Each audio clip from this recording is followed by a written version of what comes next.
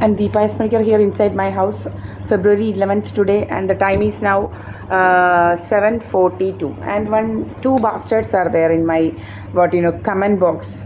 Two bastards will always come. Manu and one more is Arjun. It seems Arjun DK or something. And these two bastards are having much problem actually.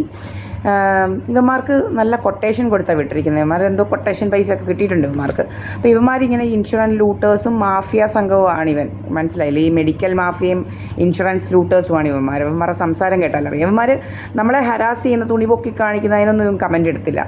ഇവൻ എൻ്റെ വഴിയെ പോകുമ്പോൾ ഇവന്മാരിങ്ങനെ നമ്മളെ കൊണ്ട് കഥയുണ്ടാക്കുന്നത്. പണ്ടും ഇതുപോലെ തന്നെ സംഭവിച്ചതാണ്. പിന്നെ നമ്മുടെ ക്യാമറ തല്ലി പൊട്ടിച്ചതാണ്. ഇതെല്ലാം നമ്മൾ പലപ്പോൾ കാണിച്ചിട്ടുണ്ട്. ഇവൻ ഇതൊന്നും നീ എന്താടാ അതിനെക്കുറിച്ചൊന്നും പറയാത്ത? എൻ്റെ തെളിവ് കിടപ്പുണ്ടടാ. ഞാൻ പലപ്പോഴും ഇടുന്നുമുണ്ട് എൻ്റെ ക്യാമറ തല്ലി പൊട്ടിച്ച് ക്യാമറ ഇരുന്ന സ്ഥലങ്ങളുമൊക്കെ. നീ സ്ത്രീകളോട് നിനക്ക് ഇത്ര വിരോധം എന്താടാ? നിനക്കെന്തോ ഇത്ര കുഴപ്പമെന്തോ? നിനക്ക് എന്താ ഇത്ര ഇത്ര കുഴപ്പമെന്ന് എനിക്ക് മനസ്സിലാവുന്നില്ല. നിനക്ക് വല്ല ക്രിമികടിയുണ്ടോ? നിനക്ക് രണ്ടെണ്ണത്തിന് ക്രിമികടിയുണ്ടോ? അതോ നിനക്ക് വല്ല കുഴപ്പങ്ങളുണ്ടോ? നിനക്ക് വല്ല തലവട്ടോ വല്ല ഉണ്ടോടാ?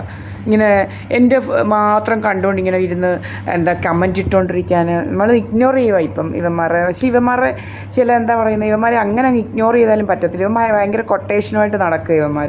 ഇവന്മാർ മെഡിക്കൽ മാഫിയ സംഘവുമാണ്. അതുപോലെ ഇവന്മാരെ കൊണ്ട് ഭയങ്കര ഇതായിട്ട് വന്നിരിക്കുകയാണ്. നമ്മുടെ മുഖത്തോട്ട് ഇങ്ങനെ ടോർച്ച് അടിക്കുന്ന രോഗങ്ങൾ നിങ്ങൾ ആരെങ്കിലും കണ്ടിട്ടുണ്ടോ? ടോർച്ച് ഒരാളുടെ മുഖത്തോട്ട് ഇങ്ങനെ അടിക്കുക. ഇത്രയൊക്കെ ഹരാസ് ചെയ്യുന്ന കുറേ അവന്മാരുടെ നടുക്കാണ് നമ്മളിരിക്കുന്നത്. എന്നിട്ട് ഇവന്മാരിങ്ങനെ അങ്ങ് ഇരിക്കുക. മനസ്സിലായി? ഇവന്മാർക്ക് എന്തോ വലിയ പ്രശ്നമാണ്. ഇവന്മാർക്ക് ഭയങ്കര രോഗമാണ്. ഇവന്മാരെയാണ് ഇപ്പം എൻ്റെ നേരത്തെ മോഹൻ സിംഗിന് രോഗം ഉണ്ടായിരുന്നു. അപ്പോൾ മോഹൻ സിംഗ് പറയുന്നതെല്ലാം നമ്മളെടുത്ത് വിട്ടിട്ടുണ്ട്. ഇവന്മാരെ നമ്മളെടുത്ത് സേവ് ചെയ്ത് വെച്ചിട്ടുണ്ട്.